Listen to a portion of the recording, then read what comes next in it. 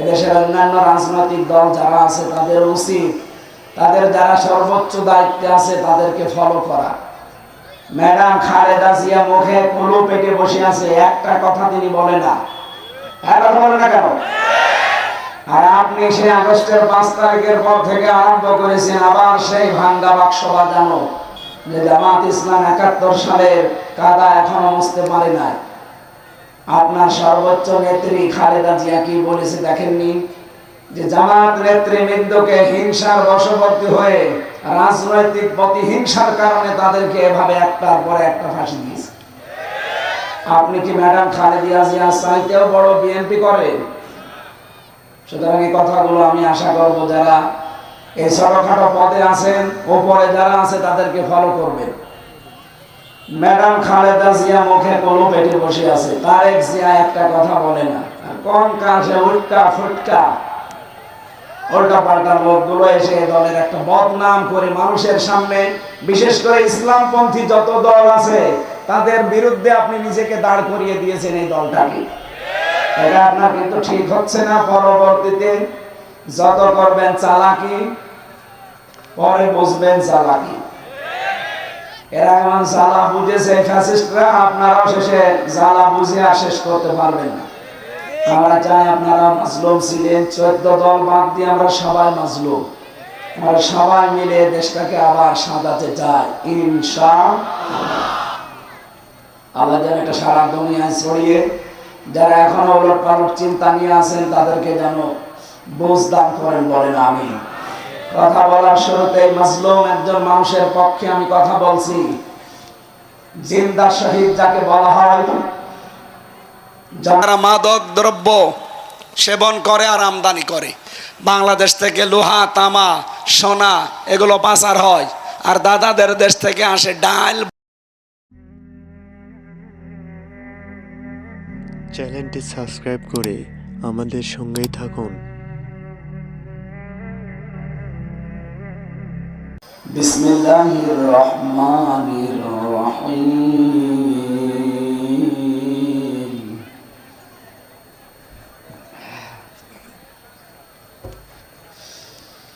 ইয়া আইয়ুহান নাস ইন্না ওয়া'দাল্লাহি হাক্কুন ফালা তাগুররান্নাকুমুল হায়াতুদ দুনিয়া ওয়ালা ইয়াগুররান্নাকুম বিল্লাহিল গারুর।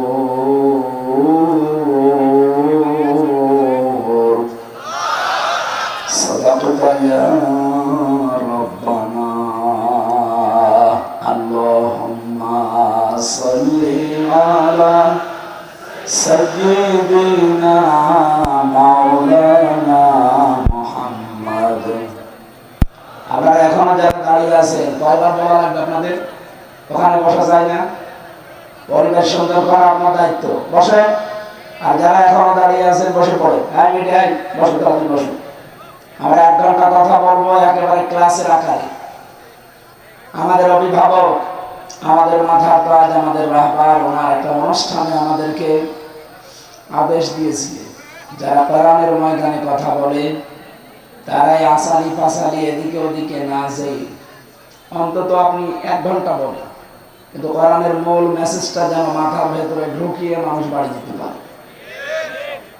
আমি মুসা নবীর কাহিনী শুরু করলাম 2.5 ঘন্টা, যাওয়ার পর আপনার কিছু নেই, তো সাদা বলে আমি করব। এখানে এমন কিছু আমরা বলতে চাই, তেলাওয়াতকৃত আয়াত থেকে আপনারা লিখে দিয়েছেন তাফসীর ও কোরআন মাহফিল। তাফসীর মাহফিল লিখেছেন, আমরা তাফসীর আকারে কথা বলতে চাই ইনশাআল্লাহ। ক্বালু সুবহানাকা লা ইলমা লানা ইল্লা মা 'আল্লামতানা ইন্নাকা আনতাল আলিমুল হাকীম। বাংলাদেশের ঐতিহ্যবাহী জেলা সিরাজগঞ্জ উল্লাপাড়া থানার অন্তর্গত, এবং এটাকে নাকি উল্লাপাড়ার মদিনা বলা হয়। মদিনা যেমন সুরক্ষিত, এই এলাকাটা অন্তত সুরক্ষিত আমরা বিশ্বাস করি।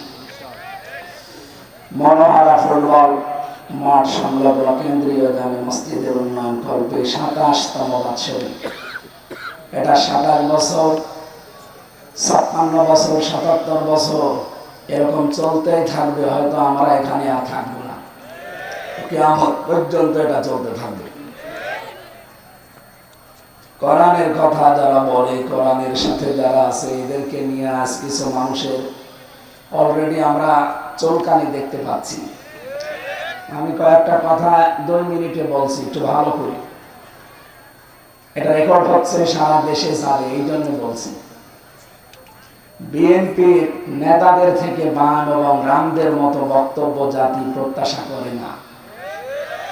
যদি ঠিক হয় আপনি জবাব দেবেন, কারণ এটা রেকর্ড হচ্ছে। তো বিএনপির নেতাদের থেকে বাম এবং রামদের মতো বক্তব্য জাতি আশা করে না। বিএনপির কিছু নেতা এখন প্রকাশ্য ইসলাম বিরোধী বক্তব্য দিচ্ছে। আমি কয়েকজনের নাম নিয়ে বলতে পারি, কিন্তু নামগুলো নিলাম না। যা শহীদ জিয়ার মন ও মননের সাথে সাংঘর্ষিক, এদেরকে থামাতে হবে। নচেত এদেশের বিএনপি ও ইসলামপন্থী দলগুলো মুখোমুখি হয়ে যাবে। তখন আওয়ামী ফ্যাসিস্টরা আবারও মাথা তুলে দাঁড়ানোর সুযোগ পাবে। বিএনপি একটা বড় দল, পরবর্তীতে তারা যদি ক্ষমতায় আসে, এটা স্বাভাবিক। কিন্তু তাদের আচরণ দিন দিন চরম বিব্রতকর হয়ে পড়ছে। বিশেষ করে চাঁপাইনবাবগঞ্জের সাবেক, আমি এমপি বলি না, কারণ এই 3 বছরে যারা এমপি, 3 বারে যারা এমপি হয়েছে, এরা এমপি না, এরা চোর। সুতরাং সাবেক এই নেতা হারুনুর রশিদ এবং তার স্ত্রী পাপিয়া, আমার মনে হয় শেষে অন্তস্তায়াকার বাদ দিলে যেটা হয়, উনি সেটা কি হয়। এরপরে কিশোরগঞ্জের জনাব ফজলুর রহমান, আমি নাম নিলাম না পরবর্তীতে। আর গত 2 দিন আগে আপনারা দেখতে পাচ্ছেন বাগেরহাটের মংলা বিএনপি নেতা জুলফিকার আলী, উনি রাজনৈতিক দলের একটা গঠনমূলক নাকি সমালোচনা করছিলেন। এই জন্য বলতে বলতে বলেছেন যে কোরআনে কারিম ভাওতাবাজি। তার মানে এটা বোঝাতে চেয়েছিলেন যে কোরআন, জামাত ইসলাম, শিবির, এরা কোরআনের কথা বলে, এরা ভাওতাবাজি করে। এদের এই ভাওতাবাজি বন্ধ করা দরকার। কোরআন দিয়ে যারা কথা বলেন, নবীজি বলেন মান ক্বালা বিহি সাদাকা, এরাই সত্য কথা বলে। সুতরাং আপনি যদি কোরআন কেন্দ্রিক মানুষগুলোকে ভাওতাবাজি বলেন, আল্লাহর কোরআনকে বোকা আনতে, এটা নবীর গায়ে যাই লাগে। এই জন্য তাকে ক্ষমা চাইতে হবে। অলরেডি তিনি জাতির কাছে ক্ষমা চেয়েছেন। আগামীতে এরকম ভুল যেন আর কেউ না করে। জনগণ মুখ ফিরিয়ে নিলে কিন্তু উপায় থাকবে না। এটা তারেক জিয়ার কথা। কি কথা বলে না কেন? তারেক জিয়া বারবার সতর্ক করছে, আপনি যত বড় দলেরই নাম বলে, জনগণ যদি মুখ ফিরিয়ে নেয়, তখন কিন্তু বিএনপির অস্তিত্ব থাকবে না। ভুলে গেলে চলবে না, ইমরান খান পাকিস্তানের, এটা তেহরিকে ইনসাফ পার্টি ওনার ছিল। যখন ক্ষমতা এসেছিল তখন কিন্তু উপজেলা পর্যায়েও তার দলের কোনো অফিস ছিল না। উপজেলা পর্যায়ে এমন এমন জায়গা আছে সেখানে তার দলীয় কোনো অফিস ছিল না। কিন্তু পাকিস্তানের বড় দলগুলো তার কাছে পরাস্ত হয়েছিল। সুতরাং সাবধান। বিতর্কিত বক্তব্য আমরা সামনে আর কারো কাছ থেকে আশা করি না। বিশেষ করে শহীদ জিয়ার হাতে গড়া এই মাজলুম দলটা, এদের ভেতরে কিছু বাম রাম, এরা দলটা এবং এই দেশটাকে আবার ওই ফ্যাসিস্টদের মতো দাদাদের হাতে তুলে দেওয়ার জন্য গোপনে ষড়যন্ত্র করছে। আমরা চাই এরা যেন থামে, অথবা যারা সর্বোচ্চ দায়িত্বে আছে তারা যেন এদেরকে যেভাবেই হোক থামান। আমরা আমাদের যারা উপরে আছে তাদের কথা যেভাবে অক্ষরে অক্ষরে মেনে চলি, যদি কোরআন হাদিস সমর্থিত হয়। আমি মাওলানা রফিকুল ইসলাম খান সাহেবের ওই দিন থেকে, যেদিন বলেছিলেন যে কোরআনের অনুষ্ঠানে যারা আলেম, মুফাসসির, মুহাদ্দিসেরা কথা বলে, তারা যেন আসালি পাসালি না বলে মূল কথাগুলো অল্প সময়ে মানুষকে জানিয়ে দেয়। ওই দিন থেকে আমি এই একবার আল্লাহর কিছু প্রশংসা, রসুলের একবার দরুদ পড়ে মূল কথাগুলো অন্তত 20 মিনিট হোক যেন মানুষ বুঝে বাড়ি যেতে পারে। আমরা এরকম একটা উদ্দেশ্য নিয়ে কিন্তু বসে আছি। সুতরাং আমরা যেমন আমাদের দায়িত্বশীলদের কথা কোরআন হাদিস অনুযায়ী হলে নির্দ্বিধায় মেনে নেই, এদেশের অন্যান্য রাজনৈতিক দল যারা আছে তাদের উচিত তাদের যারা সর্বোচ্চ দায়িত্বে আছে তাদেরকে ফলো করা। ম্যাডাম খালেদা জিয়া মুখে কুলু পেটে বসে আছে, একটা কথা তিনি বলে না। এখন বলে না কেন? আর আপনি সেই আগস্টের 5 তারিখের পর থেকে আরম্ভ করেছেন আবার সেই ভাঙ্গা বাক্স বাজানো, যে জামাত ইসলাম 71 সালের কাদা এখনো মুছতে পারে নাই। আপনার সর্বোচ্চ নেত্রী খালেদা জিয়া কি বলেছে দেখেননি? যে জামাত নেতৃবৃন্দকে হিংসার বশবর্তী হয়ে রাজনৈতিক প্রতিহিংসার কারণে তাদেরকে এভাবে একটার পর একটা ফাঁসি দিয়েছে। আপনি কি ম্যাডাম খালেদা জিয়া চাইতেও বড় বিএনপি করেন? সুতরাং এই কথাগুলো আমি আশা করব যারা এই ছোটখাটো পদে আছেন, ওপরে যারা আছে তাদেরকে ফলো করবেন। ম্যাডাম খালেদা জিয়া মুখে কোনো পেটে বসে আছে, তারেক জিয়া একটা কথা বলে না। আর কোন কাজে উল্টা ফুটকা উল্টা পাল্টা লোকগুলো এসে দলের একটা বদনাম করে মানুষের সামনে, বিশেষ করে ইসলামপন্থী যত দল আছে তাদের বিরুদ্ধে আপনি নিজেকে দাঁড় করিয়ে দিয়েছেন এই দলটাকে। এটা আপনার কিন্তু ঠিক হচ্ছে না। পরবর্তীতে যত করবেন চালাকি, পরে বুঝবেন চালাকি। এরা এমন জ্বালা বুঝেছে ফ্যাসিস্টরা, আপনারাও শেষে জ্বালা বুঝে আর শেষ করতে পারবেন না। আমরা চাই আপনারা মাজলুম ছিলেন, 14 দল বাদ দিয়ে আমরা সবাই মাজলুম। আমরা সবাই মিলে দেশটাকে আবার সাজাতে চাই ইনশাআল্লাহ। আল্লাহ যেন এটা সারা দুনিয়ায় ছড়িয়ে, যারা এখনো ওলট পালট চিন্তা নিয়ে আছেন তাদেরকে যেন বুঝ দান করেন, বলেন আমিন। কথা বলার শুরুতে মাজলুম একজন মানুষের পক্ষে আমি কথা বলছি। জিন্দা শহীদ যাকে বলা হয়, জনাব এটিএম আজহারুল ইসলাম, কালকে তার রায় আছে।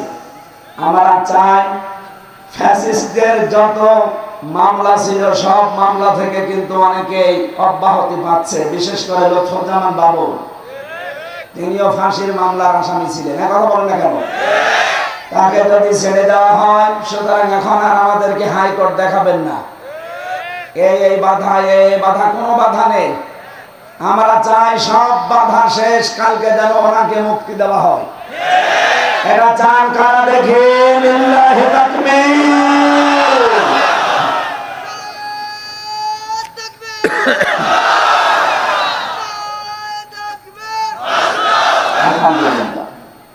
আমরা জানি হুদায়বিয়ার সন্ধি হয়েছিল, বিশ্বনবী 1399 জন নিয়ে শপথ বাক্য পাঠ করিয়েছিলেন একজন নিরপরাধ মানুষের হত্যার বদলা নিতে। তিনি হযরত ওসমান ইবনে আফফান। ওরা যখন ঘোষণা দিয়েছে যে ওসমানকে মেরে ফেলা হয়েছে, নবীজি বললেন হজের ইহরাম খুলে ফেলো, রোজা রেখেছে রোজা ভেঙে ফেলো, এই বাবলা গাছের নিচে আমার হাতের উপরে হাত দাও। ইয়াদুল্লাহি ফাওকা আইদিহিম, ওই হাতগুলো আল্লাহর হাতের উপরে ছিল। নবীজি 1399 জনকে বললেন আমার হাতের উপরে হাত লাগাও, এটা আল্লাহর হাতের উপরে হাত লাগানোর শামিল। আমি 2টা ফরজ বিধান এখন অলরেডি লঙ্ঘন করে ফেলেছি, একটা রোজা আর একটা হজ। কেন? একটা নিরপরাধ মানুষকে ওরা মেরে ফেলেছে। এই হত্যার প্রতিশোধ না নিয়ে আমরা কেউ মদিনায় ফেরত যাব না। নবীজি একা যেতে পারতেন, প্রতিশোধ নিতে না। 1399 জনকে তিনি বায়াত গ্রহণ করালেন, শপথ বাক্য পাঠ করালেন এবং নিজে সর্বশেষ নিজের এই বাম হাতটা উপরে তুলে দিলেন। সাহাবীরা বলেন হুজুর এইটা কি? নবীজি বলেন এইমাত্র কোরআনের আয়াত নাযিল হয়েছে, লাকাদ রাদিয়াল্লাহু আনিল মুমিনিন ইয ইউবাইউনাকা তাহতা শাজারাতি। আল্লাহ অবশ্যই খুশি হয়ে গেছে, খুশি হবে না। রাদিয়াটা মাঝি, এটা পাস্ট, এটা অতীতের সিগা। আল্লাহ বলেন আমি রাজি হয়ে গেছি অলরেডি। কাদের উপরে? এই মুমিনদের উপরে, যারা আপনার হাতের উপরে হাত দিয়ে গাছের নিচে শপথ বাক্য পাঠ করছে। আমি তাদেরকে 3টা বিষয় দিয়ে দেব। 1 নম্বরে ফাআলিমা মা ফি কুলুবিহিম, তারা যে শপথ নিচ্ছে এটা লোক দেখানো না, এটা মানুষ দেখানোর জন্য না, এটা মন থেকে। এই জন্য আমি আল্লাহ ফানসালাস সাকিনাতা আলাইহিম, তাদের উপরে আমার সাকিনা আমি আল্লাহ অবতীর্ণ করলাম। ওয়াসাবাহুম ফাতাহান করিবা, এবং তাদেরকে একটা সুপ্রসন্ন নিকটবর্তী বিজয়ের সুসংবাদ দিয়ে দিলাম। সুতরাং হযরত ওসমানের পক্ষে শপথ বাক্য পাঠ করিয়ে যদি নবীজি 1399 জনের উপরে আল্লাহ রাজি হয়ে গেছে ঘোষণা শুনতে পান, আগামীকাল যার রায় আছে তিনিও নিরপরাধ। তার অপরাধ একটাই, ওমা নাকামু মিনহুম ইল্লা ইউমিনু বিল্লাহিল আজিজিল হামিদ। তার কোনো অপরাধ নেই, তিনি শুধু একামতে দিনের কর্মী, এইটাই অপরাধ। তিনি যদি আজ বামপন্থী দল করতেন তিনি মন্ত্রী হতেন। এক কথা বলেন না কেন? আপনি যান রংপুরের বদরগঞ্জ, তারাগঞ্জে, তার কি জনপ্রিয়তা তার। সুতরাং তিনি বামপন্থী রাজনীতি করলে এখন কিন্তু মন্ত্রী থাকতেন দেশে। শুধু জামাত ইসলামী করার কারণে হিংসার বশবর্তী হয়ে রাগ করে তার জীবনটা আপনারা নষ্ট করে দিয়েছেন। এখানে আমরা চাই আগামীকাল নিরপরাধ এই মানুষের পক্ষে 18 কোটি মানুষ আমরা ওই 1399 জনের মতো দাঁড়াতে চাই। ওনাদের উপরে যদি আল্লাহ রাজি থাকে একটা নিরপরাধ মানুষের পক্ষে দাঁড়ানোর কারণে, এটিএম আজহারুল ইসলামের পক্ষে আগামীকাল সারা দেশে যে বিক্ষোভ, যে যেখান থেকে পারেন যদি নেমে যান, আল্লাহর কসম আল্লাহ রাজি হয়ে যাবে ইনশাআল্লাহ। আপনারা রাজি নেই নামতে কাল? এটা রেকর্ড হচ্ছে, সারা দেশে ছড়াচ্ছে। আমরা চাই কালকে সারা দেশ থেকে 18 কোটি মানুষ যেন জেলা থানা সব জায়গায় এটিএম আজহারুলের মুক্তি চায়। যারা যারা চান এখানে হাত তোলেন, লিল্লাহি তাকবীর। মুক্তি মুক্তি মুক্তি চাই।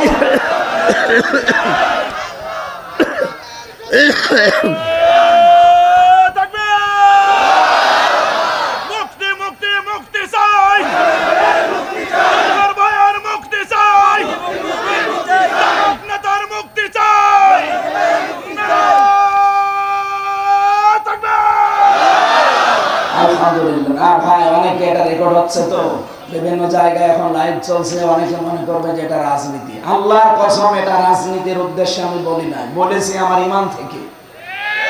1500 বছর আগে হযরত ওসমান নিরপরাধ ছিলেন, তার পক্ষে দাঁড়িয়ে যদি 1399 জন যারা বায়াত নিচ্ছিল তাদের উপর আল্লাহ রাজি হয়। আমরা নিজে দেখেছি জেলখানায় আমরা 2 জন, সে একটা নিরপরাধ মানুষ, মুরব্বী মানুষ, তার জীবনটা নষ্ট করে দিয়েছে হাসিনা। খালি রাগ করি হিংসার বশবর্তী হয়ে এই মহিলা বহু মানুষের জীবন নষ্ট করেছে, তার ভেতরে আজহার ভাই। আমরা চাই তার শেষ জীবনটা সে যেন পরিবারের কাছে কাটাতে পারে। তার স্ত্রীটাও বিদায় নিয়েছে, অন্তত ছেলে মেয়ে যেগুলো আছে তাদের কাছে শেষ বয়সে যেন অন্তত কিছুটা হলেও শান্তি পায়। কোরআনের পাখিকে ফিরতে দেয়নি, ইনজেকশন দিয়ে মেরে ফেলেছে। অন্তত এই লোকটা এখন আছে, সবাইকে যখন ছেড়ে দিচ্ছেন মানবতার খাতিরে হলেও তারে দেন। লুৎফুজ্জামান বাবরকে ছেড়ে দিলেন কোন কারণে বলেন? সেও তো ফাঁসির আমার আসামি ছিল। আমি নিজে তার সাথে 4 দিন ছিলাম।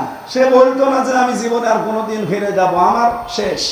সে যদি তারপরও ফিরে এসে এখন উমরা হজে যেতে পারে, আমরাও চাই কাল আগামীকাল যেন এটিএম আজহারুল ইসলাম বেরিয়ে উনি আবার আল্লাহর ঘর তাওয়াফ করতে যেতেন। এটা আমরা দেখতে চাই না। আমি এই জায়গা থেকে কিন্তু বলেছি, কোনো উদ্দেশ্য নিয়ে না। আমি নবীর হাদিস 100% বিশ্বাস করি। সূরা ফাতহার 18 নম্বর আয়াতটা আমি 100% বিশ্বাস করি। আগামীকাল যারা রাজপথে এটি মাঝহারের জন্য মুক্তির জন্য নামবেন, আমার মনে হয় আল্লাহ আপনাদের উপরেও ওই মানুষগুলোর উপর যেমন রাজি হয়েছিলেন রাজি হয়ে যাবেন। যে যেখান থেকে পারি আমরা এই নিরপরাধ মানুষের পক্ষে দাঁড়াবো ইনশাআল্লাহ। এখানে কোনো দল মত নেই, 18 কোটি মানুষ আমরা নামতে চাই। কথা বলেন, আল্লাহ যেন আরো সে কবুল করে, আমিন। সম্মানিত সভাপতি আমার আরাফাতের ভাই আলহাজ মাওলানা আব্দুল মালিক, এখানে লেখা আছে আলহাজ আলহাজ্জু ইয়াহদিমু মা কানা ক্বাবলা। নবীজি বলেন যারা হজ করে তাদের পেছনের সব অপরাধ আল্লাহ মাফ করবে। কিন্তু 3টা কথা তারা কাবা শরীফ ঘুরতে ঘুরতে বলে এই কথাগুলো বাংলাদেশে এসে ঠিক রাখা লাগবে। তারা কাবা ঘর তাওয়াফ করতে বলে ইন্নাল হামদা, যত প্রশংসা এখন থেকে করব আল্লাহ তোমার জন্য। এই জন্য হামদের আগে আলিফ লাম আছে, এর আগে ইন্না আছে। যারা আরবি গ্রামার বসে এখানে তো বহু আলেম আছে। আল্লাহ ইন্না যদি না দিতাম, আলিফ লাম না দিতাম, তাও অর্থ হয়ে যেত বাংলা। কেন আমি নির্ধারিত করে দিলাম? আল্লাহকে আমি শোনাচ্ছি, আল্লাহ আজকে থেকে যতদিন আমি বেঁচে আছি, আমি তো মরেই গিয়েছিলাম। কারণ যখন আমি সাদা কাপড় পরলাম, ওটা তো সাদা কাপড় না, ওটা কাপড়ের কাপড়। মানুষ মরে গেলে তাকে গোসল দিয়ে সাদা কাপড় পরানো হয়, আর আমি নিজেই মরে গেছি, নিজেই গোসল দিয়েছি, নিজেই কাপড় পরেছি। তার মানে এখন যে কয়দিন বেঁচে আছি, এটা আমার বোনাস হায়াত। কথা বলে না? এই বোনাস লাইফে যেই কয়দিনই আমি আছি, আমি তোমার ছাড়া আর কারো প্রশংসা করব না। 2 নম্বরে নিয়ামতা লাকা, যত নিয়ামত আমাকে দিয়েছো আজকে থেকে সব তোমার জন্য ব্যয় হবে। ক্ষমতা আল্লাহর নিয়ামত। বলেন বলেন, আমি যদি ক্ষমতায় যেতে পারি, এই নিয়ামতটা ব্যবহার করব কার জন্য? আরো জোরে। আমার ব্যক্তিগত স্বার্থে, আমার পারিবারিক স্বার্থে, আমার দলীয় স্বার্থে, আমার গ্রামবাসীর স্বার্থে না। আমি দেখবো এটাকে আল্লাহর স্বার্থ আছে কিনা। এই জন্য হযরত ইউসুফ নবী কিন্তু দায়িত্ব চেয়ে নিয়েছিলেন। ওয়ালা জাআলনি আলা খাযাইনিল আরদি ইন্নী হাফিজুন আলীম। হযরত ইউসুফ বলেছিলেন, বাদশাহ আপনি আমাকে বাইতুল মালের যে দায়িত্ব, অর্থমন্ত্রীর, এইটা আমারে দিন, আমি সংরক্ষণ করতে পারবো এই দায়িত্বটা সুচারুরূপে। সুতরাং বাংলাদেশে ইউসুফ নবীর অনুসারী যারা, ইউসুফ নবীর উত্তরাধিকারী যারা, এই মানুষগুলো যদি এরকম মন্ত্রণালয়গুলো পায়, তারাও যে সংরক্ষণ করতে পারবে, তার বাস্তব প্রমাণ এই পাশের জেলা পাবনার মাওলানা মতিউর রহমান। এই ফরিদপুর জেলার জনাব আলী হাসান মোহাম্মদ মুজাহিদ রহমতুল্লাহ আলাইহি, তারা 2 জন মিলে 3টি মন্ত্রণালয় চালিয়ে টাকা বেঁচে গেছে, টাকা ফেরত দিয়েছে। পৃথিবীর ইতিহাস তারা পাল্টিয়ে দিয়েছে। কথা বলেন না কেন? আর আমরা কি দেখলাম, ভূমি মন্ত্রীর দায়িত্ব পেয়েছিল চট্টগ্রামের একজন, ওই শয়তানের বাড়ি হচ্ছে 630টা। আর মাওলানা নিজামের বাড়ি এখনো পর্যন্ত মাটির বাড়ি, চারিদিকে টিনের, মাটির দেওয়াল, উপরে টিন দেওয়া। অথচ তিনি মন্ত্রী কি ছিলেন? এটা মেম্বারের বাড়ি 3 তলা হয়ে যায়, আর মন্ত্রীর বাড়ি এখনো মাটির বাড়ি। এর চাইতে আল্লাহর ওলি আপনি কোথায় দেখতে যান? এগুলো জিন্দা থাকলে আল্লাহ জিন্দা ওলি ছিল, মরে গেছে, এখন মরা হবে। মানুষ আল্লাহর ওলি খুঁজতে যায় সিলেটে, আল্লাহর ওলি খুঁজতে যায় চট্টগ্রামে। কে বলেছে আপনাকে? অর্থনৈতিক ভাবে আমার মনে হয়, আমার বিশ্বাস, এই মানুষগুলো ছিল 1 নম্বরে আল্লাহর ওলি। সুতরাং মাওলানা রফিকুল ইসলাম খান, এইরকম মানুষগুলো যদি দায়িত্ব চেয়েও নেয়, তারা দলীয়করণ, আত্মীয়করণ, গ্রামবাসীকরণ এগুলো করবে না, আমাদের বিশ্বাস। তারা চাইবে ইন্নাল হামদা ওয়ান নিয়ামাতা লাকা, কারণ উনি হজ করেছেন। এই কথা আল্লাহকে শুনিয়েছেন, আমি যত নিয়ামত পাবো এখন থেকে সব তোমার জন্য ব্যয় হবে। সুতরাং আমি যে বেঁচে আছি এটা তোমার নিয়ামত, আমি যে ক্ষমতা পাবো ওইটা তোমার নিয়ামত, সব ব্যয় হবে কার জন্য? 3 নম্বরে বলা লাগে ওয়াল মুলকা লাকা, আমি যদি রাজ্য রাজনীতি করি আল্লাহ তোমার জন্য করব। এই 3টা কথা বলার পরে আল্লাহ ডাক দেয় শেষে বিদায় তাওয়াফ করার সময়, ওই রফিক এদিকে আয়। সর্বশেষ কথা বলে বাংলাদেশে যা, লা শারিকা লাকা লাব্বাইক। শেষ কথা এটা বলা লাগে, আল্লাহ আমি চলে যাচ্ছি, তোমার আমি গ্যারান্টি দিয়ে গেলাম, আমি কিন্তু মুশরিক না, আমি শিরিক করব না জীবনে, আর যাই করি শিরিক করব না। সুবহানাল্লাহ বলতে পারেন না? এই 3টা কথার উপরে যারা টিকে থাকতে পারেন, বিশ্বনবী তাদের জন্যই জানিয়েছেন, আল হাজ্জু ইয়াহদিমু মা কানা ক্বাবলা, ওর পেছনে একটা গুনাহ আল্লাহ রাখে না, সব মাফ করে দেয়।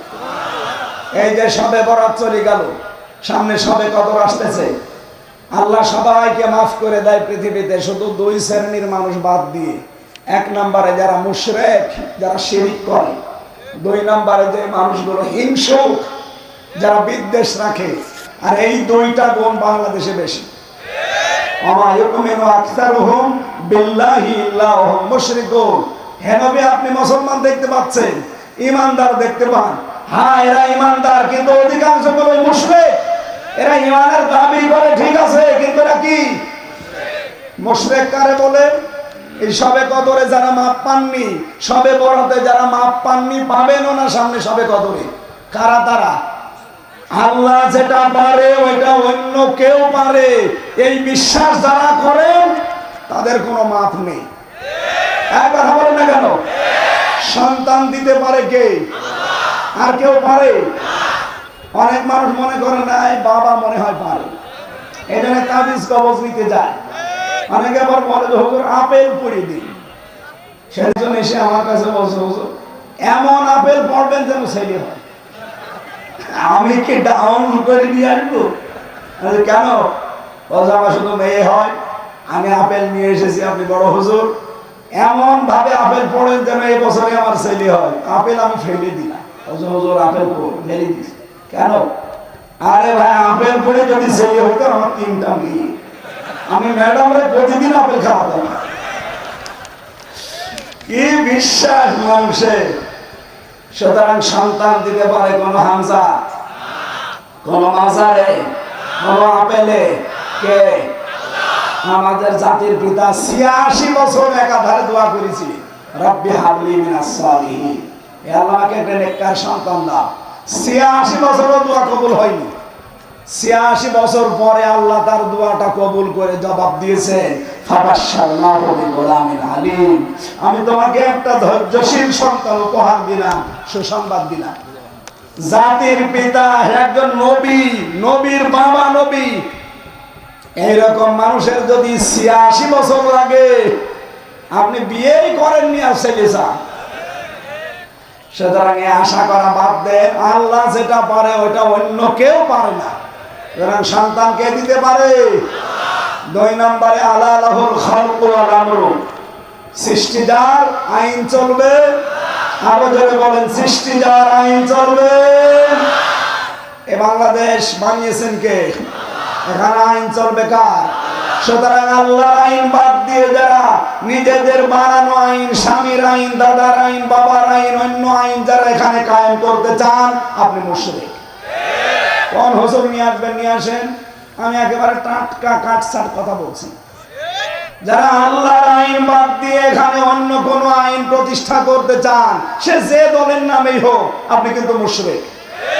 আর মুশরিককে আল্লাহ সবে বরাতেও মাফ করে না, সবে কদরেও।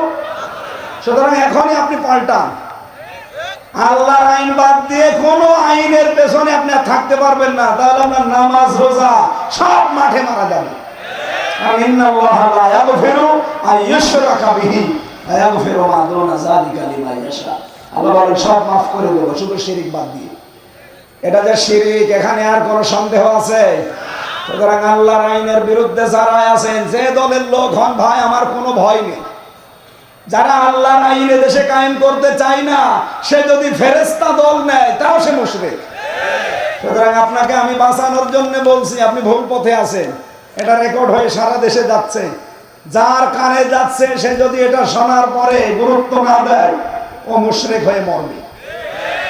আমার তো বলার দায়িত্ব আমি বলে দিলাম, আপনার চিন্তা ভাবনার দায়িত্ব ছিল, আপনি করলেন না কেন? আপনি চিন্তা করতে পারেননি যে আলা লাহুল খালকু ওয়াল আমরু, এটাকে আমার বানানো আয়াত। সূরা আরাফের 54 নম্বর আয়াত। আল্লাহ বলেন সৃষ্টিদার আইন চলবে। ইনিল হুকমু ইল্লা লিল্লাহ, সূরা ইউসুফ 40 নম্বর আয়াতের মাঝের অংশে আছে। হুকুম দেওয়ার একচ্ছত্র মালিকানা কার? সুতরাং এই দেশে কোনো বাবার হুকুম আর চলবে না, কোন স্বামীর হুকুম চলবে না, কোন চাচার হুকুম চলবে না। এখানে আইন চলবে, হুকুম চলবে একমাত্র কার? এর পক্ষে যারা আছে তাদের আল্লাহ মাফ করবে, এর বিপক্ষে যারা আছে তারা মুশরিক। এ সবে বরাতে মাফ পায়নি, সবে কদরও মাফ পাবে না। এর ভেতরে আর কোনো ভেজাল আছে? এরপরও যদি কেউ না বোঝার ভান করে থাকেন, এদিকে আসেন। এমন জোরে কানের নিচে 2টা দেব, সব বুঝে যাবে। এত কিছু বলার পর বলে হুজুর আমি বুঝি না, আপনি কি করলে বুঝবেন বলেন? সুতরাং যিনি আজকের সভাপতি আমার আরাফাতের ভাই, আল্লাহ যেন তাকে ওই 3টা কথা কাবা শরীফ সামনে নিয়ে যেটা বলেছিলেন ওটা ঠিক রাখার তৌফিক দেন, বলেন আমিন। মাহফিলের সহ-সভাপতি অনেক মানুষের নাম দিয়েছেন। প্রধান অতিথি সরকারি সেক্রেটারি জেনারেল বাংলাদেশ জামাত ইসলামী, সাবেক কেন্দ্রীয় সভাপতি বাংলাদেশ ইসলামী ছাত্র শিবির এবং নির্বাচিত সিনেট সদস্য রাজশাহী বিশ্ববিদ্যালয় এই সিরাজগঞ্জ উল্লাপাড়ার কৃতি সন্তান, আমাদের অভিভাবক শ্রদ্ধাভাজন বড় ভাই মাওলানা রফিকুল ইসলাম খান দামাত বারকাতুহুমুল আলিয়া, যত মানুষের নাম দিয়েছেন আমি একবারে দোয়া করি নাকি? একবারে করি, কারণ আমার গলায় পারছে না তো। এতক্ষণ যিনি আলোচনা রাখলেন তানজিমুল মিল্লাত ইন্টারন্যাশনাল ক্যাডেট মাদ্রাসা ঢাকার শ্রদ্ধাভাজন প্রিন্সিপাল জনাব মাওলানা নূর মোহাম্মদ সিরাজি। সিরাজি যেহেতু সিরাজগঞ্জের বাড়ি মনে হয় নাকি? হ্যাঁ। আলোচনা রেখেছেন হাফেজ কারি মাওলানা নূর নবী হোসেন জিহাদি। আমার আগে যিনি কথা বললেন মাওলানা হোসাইন মাহফুজ সহ অন্যান্য ওলামা ইকরাম, মঞ্চে বসা সম্মানিত ব্যক্তিবর্গ। আমি যার মাধ্যমে আজকে এখানে এসেছি, এই দাওয়াতটা নিয়েছিলাম অ্যাডভোকেট মিঠু ভাইয়ের মাধ্যমে। আপনাদের এলাকায় বাড়ি মনে হয়? কোথায় বাড়ি? সাঁথিয়া। শ্বশুর বাড়ি এখানে, জামাই আপনাদের। সামনে বসা আমার প্রাণ প্রিয় মুসলমান ভাইরা, পর্দার আড়ালের সম্মানিতা মা এবং বোনেরা, যেহেতু খান সাহেব বলছিলেন এই এলাকাকে আমরা মদিনা হিসাবে জানি, আল্লাহ যেন মদিনার মতোই বানিয়ে দেন। হয়তো মদিনার মতো হবে না, কারণ এখানে তার রসুল নেই। মদিনার দাম বাড়ার পেছনে কারণ রসুল্লাহ। কথা বলেন না কেন? লাইন শাকারতুম লাযিদান্নাকুম, যদি কেউ নিয়ামতের শুকরিয়া আদায় করে আল্লাহ সেটা বাড়িয়ে দেয়। বিশ্বনবীর মতো এত বড় নিয়ামত দুনিয়াতে আছে আর? বলেন বলেন। অথচ এসেছিলেন মক্কায়, তারা গুরুত্বই দেয়নি। যারা গুরুত্ব দিয়েছিল মদিনার লোকেরা, কিয়ামত পর্যন্ত এই বড় দয়া রহমত আল্লাহ সেখানে রেখে দিয়েছে। এই যে আমরা যারা হজে যাই, মদিনায় কিন্তু কোনো কাজ নেই, হজ সব মক্কায়। মক্কায় যা আছে এখানে করলে হজ শেষ, কিন্তু মদিনায় যাওয়া লাগে কেন? লক্ষ লক্ষ হাজী সাহেবরা মদিনায় অন্তত 8 দিনে 40 ওয়াক্ত নামাজ মসজিদে নববীতে পড়ে, একটাই কারণ সেখানে রাসূলুল্লাহ। সুতরাং ওই দাদা ওনারে পাঠিয়েছিল ট্রাম্পের কাছে যে বাংলাদেশ সম্পর্কে কিছু উলট পালট মিথ্যা কথা বলতে। এগুলো শুনে ট্রাম্প যেন রেগে যায় আর ওই মহিলাকে যেন আবার এখানে বসিয়ে দেয়। আল্লাহর ইশারা, ওই দিনই ডক্টর ইউনূস আন্তর্জাতিক মিডিয়াগুলো নিয়ে আয়না ঘরে গেছে, আর ওদিকে জাতিসংঘ রিপোর্ট পেশ করে দিয়েছে। ট্রাম্প দেখছে যে এ বলে কি গো, মাইক্রোসফট এটা রিপোর্ট দিয়েছে 257টা রাষ্ট্র দুনিয়ায় সবচাইতে বেশি মিথ্যা কথা বলে ভারত। আপনারা গত পরশু দিনের রিপোর্ট পেয়েছেন ভয়েস অফ আমেরিকার। তামাম দুনিয়ায় যত শাসক ছিল সবচাইতে নিকৃষ্ট শাসকের তালিকায় নাম 1 নম্বরে হাসিনা, 2 নম্বরে বাশার আল আসাদ, 3 নম্বরে বেনিয়ামিন, ওই যেটা ইসরায়েলের যেটা শয়তান। এরকম 100 জনের তালিকা দিয়েছে। 1 নম্বরে কোনটা? আল্লাহ সেই তৌফিক সামনে আমাদের দেখার সুযোগ করে দেন, বলেন আমিন। আমার লিখিত বই আছে, জেলখানায় কিছু লিখেছিলাম, বাইরে এসে পরবর্তীতে করেছি, ওই গাড়ি থেকে নিয়েছেন। কয়টা আছে? আল্লাহুম্মা আমিন। লা ইলাহা ইল্লা আনতা সুবহানাকা ইন্নী কুনতু মিনাজ জালিমিন। আল্লাহ, আমার কণ্ঠটা বসে গেছে, কথা বলতে কষ্ট হচ্ছে, এজন্য আমরা শেষ করে দিলাম। যতটুকুই বলেছি আমল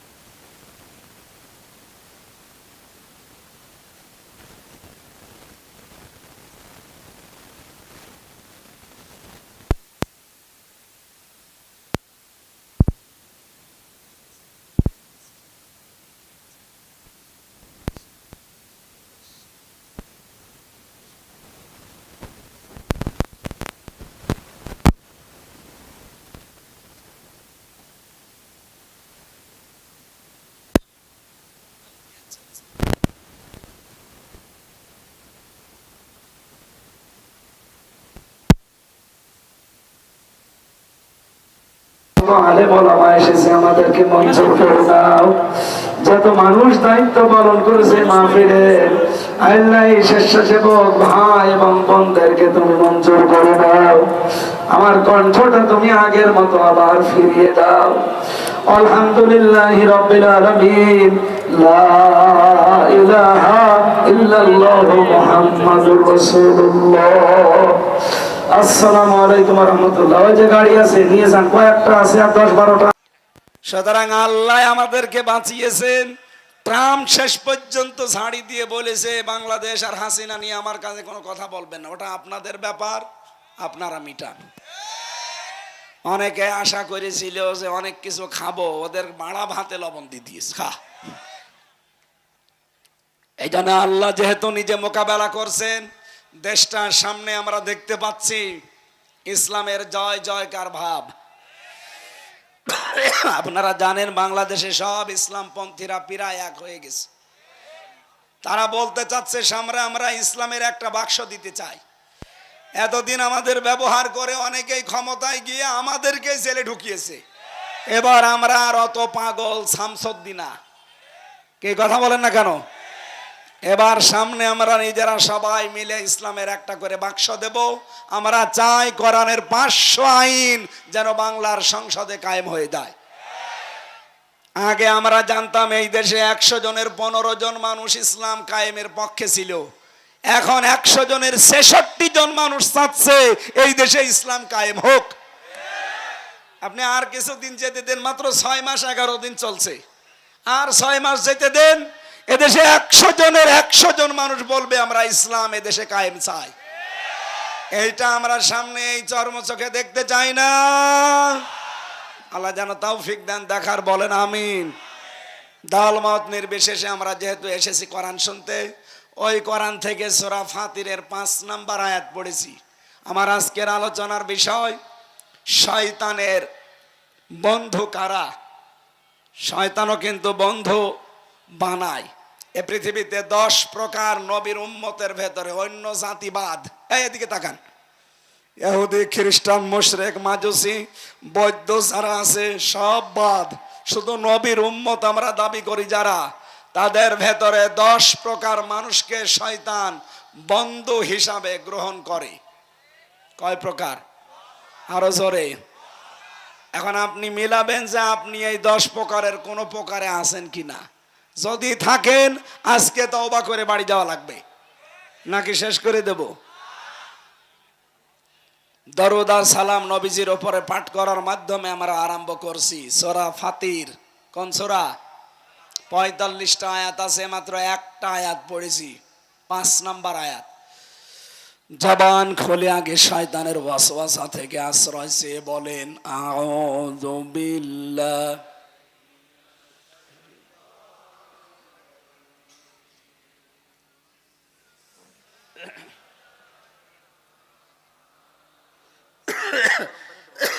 না না কিচ্ছু লাগবে না।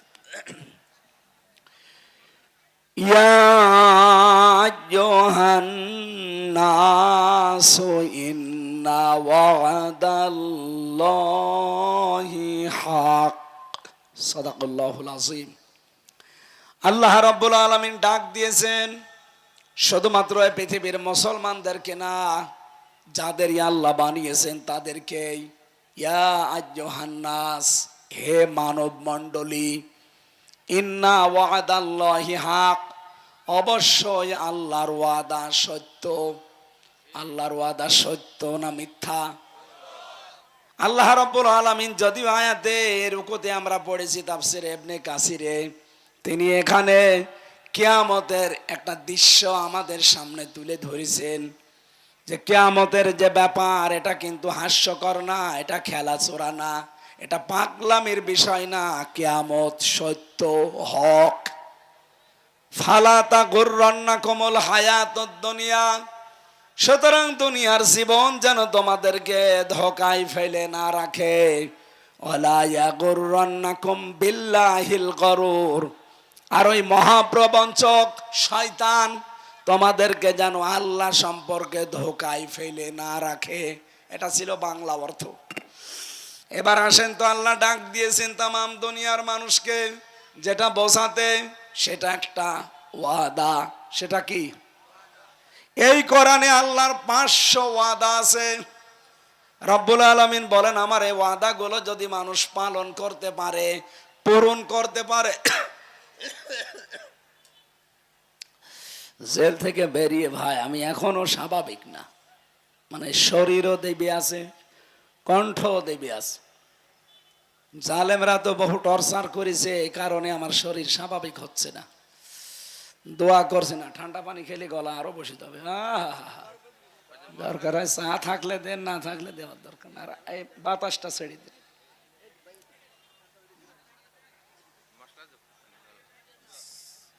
চার ভেতরে তো আবার মশা পড়িস।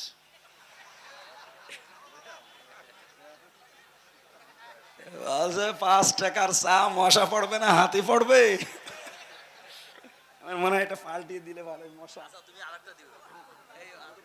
একটু গরমটা থাকলে দেন। সুবহানাল্লাহ আলহামদুলিল্লাহ। বসেন, বসেন বসেন বসেন। আপনার জন্য যদি ডিস্টার্ব হয় না কারো, সুবহানাল্লাহ আলহামদুলিল্লাহ লা ইলাহা ইল্লাল্লাহ, সুবহানাল্লাহ আলহামদুলিল্লাহ লা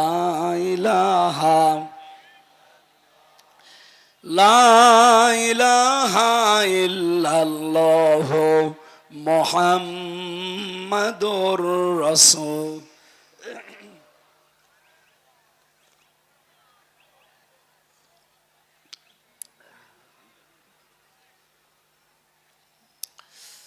আমার ভাইরা, আল্লাহ যেহেতু তামাম দুনিয়ার মানুষদের কাছে ওয়াদা দিয়েছেন, পুরা কোরআনে কয়টা বললাম? আল্লাহর এই 500 ওয়াদার ভেতরে কোনো সন্দেহ আছে? আল্লাহ পাক 1 নম্বরে ওয়াদা দিয়েছেন, এই জমিনে যারা আছে এই মানুষগুলোর জন্য প্রথম ওয়াদা হচ্ছে ওয়াদাল্লাহুল্লাযীনা আমানু মিনকুম ওয়া আমিলুস সালিহাত লা ইস্তাখলিফান্নাহুম ফিল আরদ কামা ইস্তাখলাফাল্লাযীনা মিন ক্বাবলিহিম। সূরা নূরের ভেতরে আছে, রব্বুল আলামিন জানিয়েছেন আমি তোমাদের সাথে ওয়াদা করলাম, তোমাদের ভেতরে যারা ঈমান আনবে আর ঈমানের দাবি অনুযায়ী যারা ভালো ভালো কাজের আঞ্জাম দেবে, আমি আল্লাহর প্রথম ওয়াদা লা ইস্তাখলিফান্নাহুম ফিল আরদ, লামে তাকিদ নুনে সাকিলা। আল্লাহ বলেন আমি গ্যারান্টি দিয়ে বললাম এই জমিনের শাসন ক্ষমতা আমি তাদেরকে দেব, যেমন তাদের পূর্বে যারা ছিল তাদেরকে এই 2টা শর্ত মানার কারণে দিয়েছিলাম।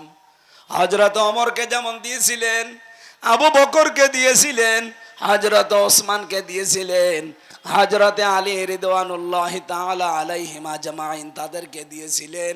ওই আল্লাহ ঠিক ওই রকমই এখনো আছে। কথা বলেন না কেন? উনি এখন ওই রকমই আছেন, একটু হালকা দুর্বল হয়ে গেছে। উনি ওই রকম নেই নাকি রওশনের সাদের মতো একটু দুর্বল? এমন গৃহপালিত বিরোধী দল ছিল, আমার মনে হয় এই রওশনের সাথে ঠেলা দিলেই পরিচিত। আমি যেটা এখান থেকে আপনাদের বোঝাতে চাই, আমাদের পূর্বপুরুষ যারা, তাদেরকে যদি আল্লাহ 2টা শর্ত মানার কারণে জমিনে শাসন ক্ষমতা দেয়, মাস্ট বি আমাদেরকে এই 2টা ওয়াদা যদি আমরা পূরণ করতে পারি, শর্ত যদি মেনে নিতে পারি, আল্লাহর প্রথম ওয়াদা আল্লাহ পূরণ করবেই। ইন্না ওয়াদাল্লাহি হক, আমি আল্লাহর ওয়াদা কি সত্য। সুতরাং এই ওয়াদার সামনে আমরা দেখতে চাই, কিন্তু আমাদের আবার 2টা গুণ লাগবে না? বলেন বলেন। ওয়ালা তাহিনু ওয়ালা তাহজানু ওয়া আনতুমুল আ'লাউনা ইন কুনতুম মুমিনিন। সূরা আলে ইমরানে আল্লাহ জানিয়েছেন কোনো চিন্তা নেই, কোনো ভয় নেই, তোমরাই বিজয়ী হবে সামনে যদি মুমিন হতে পারো। ও সিরাজগঞ্জবাসী, এই পৃথিবীর ময়দানে ভয় নেই, চিন্তা নেই, বিজয় হওয়ার দায়িত্ব আল্লাহ বলেন তোমরা বিজয়ী হবে যদি মুমিন হতে পারো। বিজয় দেওয়ার মালিক কে? আরো বলেন, মুমিন হওয়ার মালিক কে? অবশ্যই আল্লাহ। আল্লাহ মুমিন হবে? আল্লাহ তো মুমিন আছে। আল্লাহর নাম কি? মুমিন। আল্লাহর নাম কি? আর আমরা কি? আব্দুল মুমিন। আমরা কি? সুতরাং বিজয়ী হব আমরা, মাস্ট বি। শর্ত আল্লাহ দিয়েছেন, ইন কুনতুম মুমিনিন। ইনে শর্তিয়া, যদি আমরা মুমিন হতে পারি তাহলে আজকে থেকে আমাদের চেষ্টায় থাকবে এইটা, আল্লাহর এই ওয়াদা 500 আমরা অন্তত প্রথম ওয়াদা, উনি যেহেতু লা ইস্তাখলিফান্নাহুম ফিল আরদ, তোমাদেরকে অবশ্যই আমি জমিনের শাসন ক্ষমতা দেব, এ ওয়াদা করলেন কে? আরো জোরে বলেন কে? এ ওয়াদা আমরা সামনে দেখতে চাই না? শর্ত কয়টা? একটা। বলেন কয়টা? ঈমান আনতে হবে। মুমিন যদি আমরা হতে পারি, আমরা হব আব্দুল মুমিন। আসল মুমিন কে? উনি বিজয় দেওয়ার মালিক। এজন্য যারা বলছেন বিজয় দেওয়ার মালিকও আল্লাহ, মুমিন হওয়ার মালিকও আল্লাহ, না, আল্লাহর মুমিন হওয়ার দরকার নেই। মুমিন হওয়া দরকার কাদের? আমাদের। সুতরাং আমরা এমন মুমিন হতে চাই যেমন হযরত ওমর হয়েছিলেন। কথা বলেন ঠিক কিনা? তাহলে আল্লাহর ওয়াদা আল্লাহ দেখাবেন।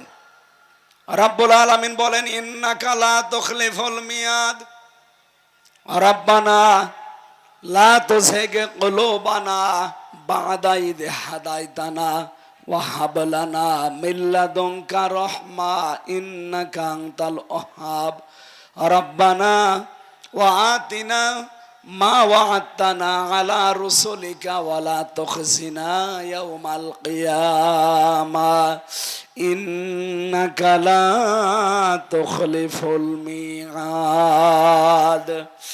এই আয়াতগুলো আমি শুধু তেলাওয়াত করলাম, এর ব্যাখ্যাটা বলছি না। আল্লাহ এখানেও একটা ওয়াদা দিয়েছেন, সেটা কিয়ামতের ওয়াদা। কিসের ওয়াদা? আল্লাহ বলেন অবশ্যই কিয়ামত হবে, তোমাদের সবাইকে ওই দিন আমি আল্লাহর দরবারে আসা লাগবে, হাজির হওয়া লাগবে। সুতরাং ওই দিন আসার আগে যেই কয়দিন দুনিয়ায় আসো, দুনিয়ার এই জমিনটা, এই জীবনটা তোমাদেরকে যেন ধোকায় ফেলে না রাখে।